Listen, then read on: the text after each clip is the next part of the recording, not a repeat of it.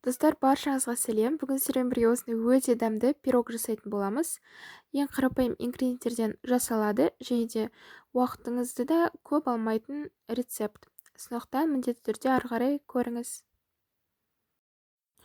Бізге 3 жұмыртқа, 180 грамм қант, 200 грамм қаймақ, 200 граммдай ұн керек болады, 1 шай қасық разрыхлитель және де қалауыңша ванилин. Ең алдымен 3 жұмыртқамызды өйстіп миксермен жақсылап араластырамыз.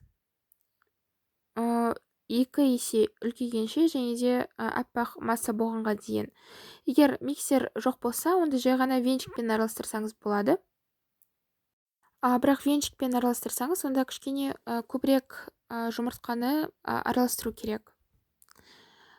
Ақ масса болғанға дейін араластыруға кеңес беремін, себебі кейін пирогымыз өте пышный болып шығады. Соның арқасында бұл рецептте ең маңыздысы сол жұмыртқаны жақсылап араластыру.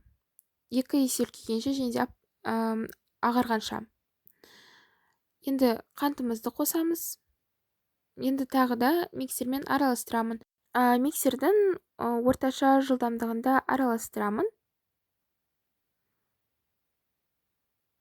Бірақ ең басында араластырып бастағанда, әрине де ең төмен жылдамдығынан бастаймыз.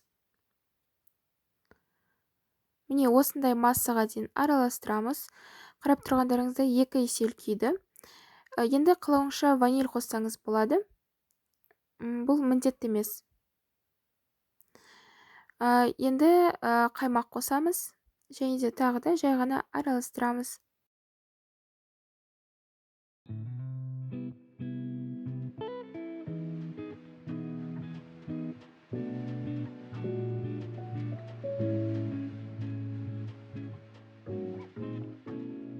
Қаймақ қосқаннан кейін осындай сұйық болады. Уайымдамаңыз. Осындай болу керек негізі. Енді онда міндетті түрде ситадан өткізіп аламыз. Кез келген выпечкаға өткізуге кеңес беремін. Әрине де разрыхлитель қосамыз, 1 шай қасық қосамын. Тағы да ең соңғы рет араластырамыз. Ешқандай комочек болмау керек. Сондықтан жақсылап араластыруға кеңес беремін. Ең аз жылдамдықта. Осы моментте жай ғана венчикпен араластыра берсеңіз болады. Міне, қамырымыз осындай консистенция болып шығу керек. Қатты қою да емес, сұйық та емес. 180 градуста 45-50 минут пісіреміз. Міне, пирогымыз дайын болды. Шынымен де өте дәмді болып шықты.